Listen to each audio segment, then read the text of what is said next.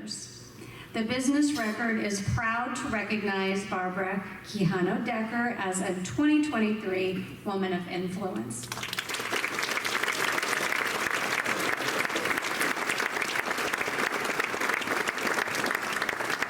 Thank you so much, and it's good to see all of you, many who I'm familiar with, but some new faces as well. So I appreciate this. What a great honor to be with you this evening for this special celebration.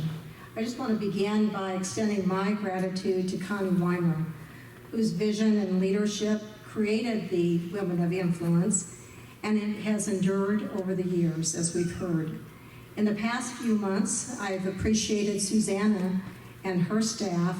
They're just hard workers and dedicated, very organized and very welcoming in terms of their hospitality. So I appreciate them very much. You know, in my life, over the last many years, and it's been a lot of years, I've been blessed in my personal and professional life with strong and supportive women and men. I do thank my family, who's to the right of me, my sisters and my brother, nieces and nephews, and spouses who are here with me tonight. They have been integral in my growth and in my life experiences. I also, though, want to honor those who cannot be present this evening, including my parents, Frank and Mary Quijano, who are now deceased, who lived a very modest life here in Des Moines, both who are immigrants from Mexico and Italy, and who raised 7 children and taught us about the importance of hard work, education, and service. They encountered discrimination in their lives, certainly as they were married, and it was a very diverse marriage. At that time, it was not accepted, and they saw a lot of injustices in their life. Yet they worked to rise above any mistreatment by extending respect and dignity to others through their faith and families. My oldest sister, Marquita, who passed away a year ago this month, she was instrumental to me in terms of pursuing my educational pursuits, and I always value her and her life with us. My son Casey and his wife Karen and my 2 teenage granddaughters, excuse me, and it's Grace and Lily, who really bring joy to our lives as well. And they were playing Barbies this past weekend. My husband Larry, who has supported me in all of my endeavors for more than 35 years. 18 months ago, Larry was diagnosed with a progressive medical condition. And while our lives have dramatically changed, we continue to find peace and strength and greater love in facing this new chapter in our lives. I convey my deep appreciation as well to my colleagues here tonight who are seated in table 15 and those who nominated me. Your expression of trust and support are recognized and deeply valued. In addition to my family, though, over the last many years, my relationships have also been formed from my education and my employment experiences. I'm going back many years in elementary school. I was taught by women religious, the Sisters of Humility. I was also fortunate to have 2 teachers from diverse backgrounds, Mr. Rocha in my 5th grade and Mrs. Snowbelin in 7th and 8th grade.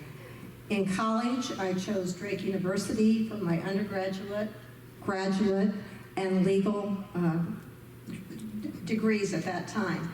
Many of my teachers and college professors continue to be role models throughout my life. They've remained very good friends and mentors to me as well. You know, when I look at my employment, and Susanna had read to you, about my background, I'm not going to bore you with the details, but you know what the pattern is and the trend is that many of them are local employers and wonderful organizations who do mentor women and men. So I started with the Des Moines Register and Tribune, and I say and Tribune because at that time, it was the combination. and worked with a number of wonderful women, but also the publisher David Craig Neer and Michael Gardner, who were great role models to me at the time that I started with them. Diamond Laboratories, who became an international pharmaceutical company, Drake University. I not only went to school, but I also was employed with them, and I was also a student worker as well, so I have a great affiliation with Drake. And then Mercy One, Mercy Medical Center. Robin Wilkinson is here this evening, who was my immediate supervisor at Mercy Medical Center. And I was given an opportunity to become the president of Mercy College of Health Sciences. And with that, I was working with Robin and Bob Ritz and had great role models in terms of the work that we were doing to advance our students on into health sciences professions. And Catholic Charities, so how that came to be, I've been with Catholic Charities for the last 5 years. I did retire from Mercy College, and at the time I was nominated for the executive director for Mercy College. And so 2 weeks after I left Mercy College and retired, I started in my new role at Catholic Charities. So it's been 5 years, it's been 5 wonderful years in its mission in helping others. It's been great. All of my experience have been framed around strong leaders, teachers, and great mentors. People who inspire with long-lasting relationships have been formed in my life, but also through books. I think you may have read, or if you have had a chance to read, I love to read. I love to read biographies, histories, and all about people. It's all about the relationships as well.